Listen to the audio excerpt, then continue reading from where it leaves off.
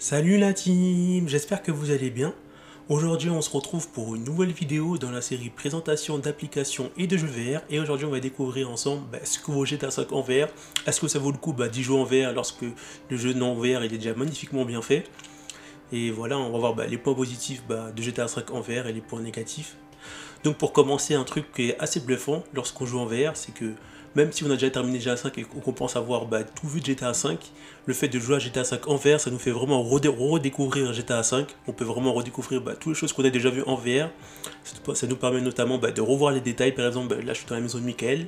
Là je peux vraiment voir tous les détails, les murs, voir Madame de ménage qui nettoie le mur. Là je peux vraiment bien voir ça, alors que sur un écran on voit pas ça aussi bien. Enfin, on n'est pas immergé dans l'action, on va dire. Enfin, dans la vie de Michael, alors que comme en VR on est vraiment dans sa maison et c'est vraiment très très bien fait. Et c'est un point positif que je voudrais notifier sur le GTA 5 en VR. Après, comme point négatif, vous vous en doutez, on va dire pour avoir une bonne qualité lorsqu'on joue en VR, il faut avoir une bonne config, malheureusement. Donc c'est ça le point, un des points négatifs. Pour pouvoir profiter pleinement de GTA 5 en VR, il faut avoir une bonne configuration. Donc un PC avec de bonnes caractéristiques, malheureusement. Parce qu'après j'ai testé, j'ai essayé de jouer à GTA 5 en VR avec la qualité faible. C'est vraiment très très très très moche. Donc moi je vous conseille si vous voulez pleinement profiter de GTA 5 en VR, ça sera au minimum avec les qualités moyennes. Donc pour ceux qui veulent jouer, qui ont GTA 5 et qui veulent savoir comment jouer en VR, vous avez juste à cliquer sur le premier lien en bas de la description de la vidéo. Et je mets une vidéo où j'explique comment jouer à GTA 5 en VR en téléchargeant des fichiers notamment. Plus une autre vidéo où je corrige un bug qu'il y avait dans ma précédente vidéo où j'expliquais comment jouer à GTA 5 en VR. Du coup voilà. Donc on va passer maintenant à un autre point qu'il faut notifier sur GTA 5. Comme autre point négatif, on retrouve la ville, elle est beaucoup moins vivante que sur GTA non VR, ce qui est vraiment dommage. Par exemple quand je me promène là, la vie elle est beaucoup moins vivante, alors que sur GTA non VR il y a beaucoup plus de monde. Du coup c'est vraiment un point négatif dans le GTA mode VR. Après GTA VR se rattrape parce qu'on peut visiter l'environnement, du coup c'est pas super gênant, mais c'est un point négatif à signaler. Je pense que le développeur il a dû faire ça afin d'optimiser au mieux GTA VR pour que plus de config puissent l'utiliser. Parce que je pense que si on aurait GTA non VR, si on aurait toutes les capacités du GTA non VR avec le GTA VR, je pense que très peu d'ordi, et même le mien, je pense qu'il pourra peut-être pas bien le faire tourner. Du coup voilà, donc c'est un point négatif à signaler. Maintenant on va parler de la conduite. Donc il y a un point positif et négatif dans la conduite en VR dans GTA 5. Donc on va parler d'abord des points positifs. Lorsqu'on joue à GTA 5 en VR et qu'on teste la conduite en première personne dans une voiture, comme point positif on peut remarquer que la voiture elle est bien faite à l'intérieur. Donc c'est bien fait graphiquement. Certes c'est pas aussi détaillé ou aussi bien fait qu'un jeu de simulation comme Project Car ou Assetto Corsa, mais c'est relativement bien fait. La conduite avec la manette se fait relativement bien, on n'a pas trop de mal à conduire avec la manette. Donc là on voit que j'utilise le truc de Franklin, je ralentis le temps et pour esquiver les voitures. Donc là on voit que ça n'a pas suffi, j'ai fait un accident, mais quand vous faites ça en jeu en VR, vous utilisez la capacité spéciale à Franklin, c'est stylé, mais en VR c'est encore plus stylé. Donc voilà, la conduite elle est quand même relativement bien. Le fait de pouvoir être dans la première personne, c'est qu'on peut tourner sa tête et admirer la voiture qu'on a prise. Lorsqu'on prend une belle voiture, on aime bien regarder comment elle est à l'intérieur de la voiture, comment elle est belle et tout, etc. Et quand vous voyez par exemple une belle voiture roulante, vous sortez de la voiture et vous prenez une voiture plus belle ou une autre voiture. Donc la conduite, on va dire, elle est relativement bien parce qu'on peut choisir, on peut prendre plein de voitures différentes selon les goûts, les camions, les bus, donc c'est un point positif dans ça. Après les points négatifs, ça va être pour ceux qui ne sont pas habitués aux jeux de simulation en VR, vous allez vite ressentir le fait que vous n'êtes pas habitué, parce que moi quand j'ai commencé à conduire pendant 2-3 minutes, 5 minutes en VR pour les missions et me promener dans la ville, j'ai vite ressenti un mal de ventre, j'avais envie de vomir, le mal de tête, parce que j'étais vraiment pas habitué aux jeux de simulation, j'étais vraiment pas habitué à la VR où on conduisait une voiture. Du coup ça vous allez vraiment très vite le ressentir, mais si vous conduisez petit à petit, vous faites 3 minutes, vous arrêtez, vous reposez un peu, vous remettez les casques peut-être 10-15 minutes après, et au fur et à mesure, votre corps il va s'habituer, parce que moi c'est la même chose, j'avais du mal, j'avais envie de vomir, j'avais des mal de crâne, et à force, là maintenant je peux conduire un peu plus longtemps. Du coup en fait il faut vraiment s'habituer à conduire petit à petit en VR pour pouvoir conduire plus longtemps. Le truc qui est assez drôle à faire, surtout pour ceux qui ont une voiture et qui ont déjà conduit, c'est d'aller sur l'autoroute en VR. Donc je l'ai fait, c'est assez fun. Donc là on va voir que je me rends sur l'autoroute. Donc c'est à peu près comme dans la vraie vie. Enfin, pour vous insérer dans la voie, vous regardez bien sur votre gauche, il n'y a pas des voitures qui arrivent, et vous vous insérez dans la voie. Donc c'est ce que j'ai essayé de faire. J'ai regardé là-bas et je me suis inséré. Donc ça va, l'autoroute sur GTA V, c'est vraiment bien retranscrit, je trouve. Avec les bruits qu'on dépasse les voitures, comme je disais précédemment. C'est vraiment assez stylé. Et c'est vraiment là qu'on peut vraiment profiter du potentiel de sa voiture. Par exemple, si c'est une voiture hyper rapide, on peut vraiment accélérer à fond. Et si on dit la capacité à un Franklin, on peut ralentir le temps et esquiver les voitures. Donc c'est ce que je me suis amusé à faire sur l'autoroute. Du coup, voilà. Hein. Donc vraiment, GTA 5, niveau voiture, c'est bien, mais il y a des petits mots négatifs qui peuvent venir gâcher le plaisir. Le fait de ne pas être habitué aux jeux de simulation auto, ce que ça provoque, etc. Du coup, on passe à un autre aspect positif et négatif sur GTA 5.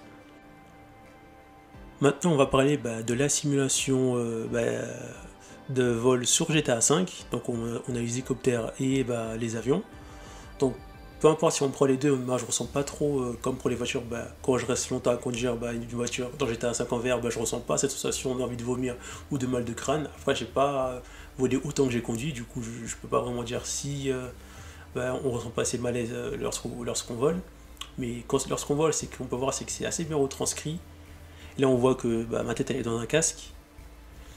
C'est vraiment bien fait, on sera vraiment dans un avion. Ce qui est agréable, c'est de regarder les graphismes de GTA 5 en VR lorsqu'on met les capacités graphiques au max, comme moi j'ai fait parce que mon PC le permettait. Donc c'est quand même assez bien fait, c'est assez plaisant de regarder les voitures de haut, de regarder tout ce qui est en bas de haut. Vous aurez par exemple la plage, c'est vraiment des trucs vraiment bien faits.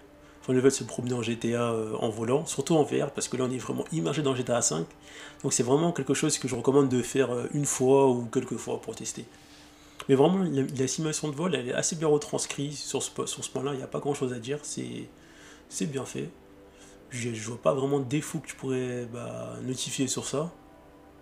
Après, là, on contrôle l'avion, il est facilement bien contrôlé avec la manette, comme si on jouait non VR à ce jeu-là. Donc maintenant on passe à un autre point sur GTA 5 en VR. Un point plus que positif, même s'il y a eu quand même quelques concessions graphiques, c'est que lorsqu'on qu'on a le PC pour mettre les capacités VR en moyen, les capacités graphiques VR en moyen ou à fond, on peut vraiment admirer GTA en VR. Vraiment admirer à quel point c'est quand même bien fait graphiquement. Lorsque je regarde la montagne, lorsque je regarde que je suis en plein air comme ça sur l'autoroute, je vois que c'est vraiment très bien fait. Et c'est vraiment très intéressant de redécouvrir GTA en VR et se promener dans différents endroits comme dans les montagnes, la ville, l'autoroute, etc. et voir à quel point c'est bien fait. C'est vraiment agréable. Du coup, voilà. Regardez tout autour de moi en tournant, et en me rapprochant avec ma tête. Si j'ai un mouvement de ma tête, je peux me rapprocher en faisant juste un mouvement de ma tête. Donc là, on voit que je me suis rapproché de son acolyte à Michael, son pote de business, on va dire. Et c'est pareil, en fait à chaque angle, à chaque fois que la caméra elle change d'angle, je peux me rapprocher ou me tourner, regarder le côté qui m'intéresse dans l'angle de la caméra en fonction qu'elle change. Donc ça c'est vraiment très intéressant pendant les cinématiques d'émission. On peut voir plein de petits détails qu'on voyait pas avant. Comme là par exemple, je sais pas, je vais me rapprocher un peu d'eux, avec la caméra elle change d'angle. Donc là on voit différents angles. Là je peux admirer le décor. Là je suis derrière eux, et je vais m'en tourner et je vais regarder la porte, je vais m'approcher de la porte, je sais pas pourquoi mais... Et voilà. Après un autre truc que j'ai pas dit,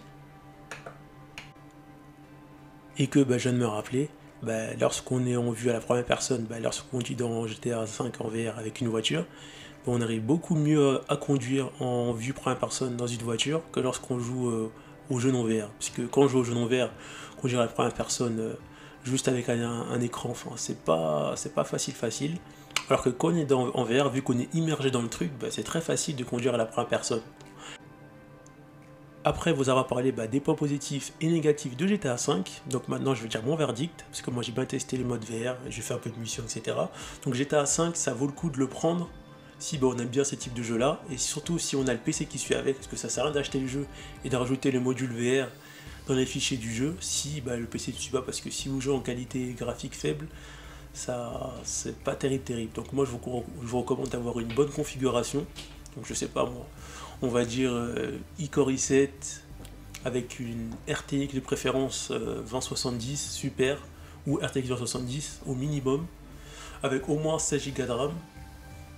ce qui va être correct, je pense, pour faire tourner le jeu à fond.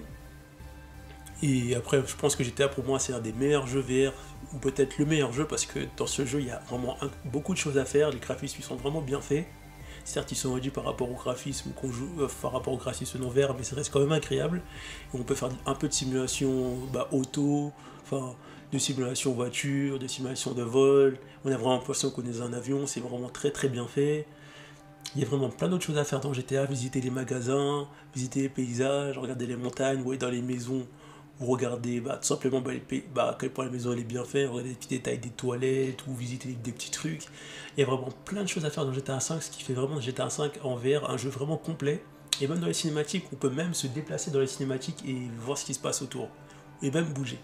Du coup voilà. Donc moi je recommande GTA 5 tout simplement pour ceux qui ont une config, qui ont un PC assez puissant pour le faire tourner. Et ceux qui n'ont pas un PC assez puissant, je recommande d'économiser et d'acheter un PC puissant et ensuite de prendre GTA 5. GTA 5, je pense que même peu importe le temps, GTA 5 il restera un des best en VR.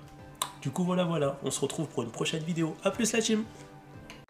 Pour retrouver d'autres présentations de jeux VR, cliquez sur les parties du numérique, après vous êtes abonné bien sûr. Rendez-vous dans l'onglet playlist, et là, allez dans la playlist présentation de jeux VR. Donc sur la playlist, on retrouve plein de jeux VR essentiellement faits sur Oculus Quest, mais bientôt je ferai des jeux VR qui sont compatibles sur Oculus Rift S, sur HTC Vive, etc. Donc on se retrouve pour une prochaine vidéo. A plus la team.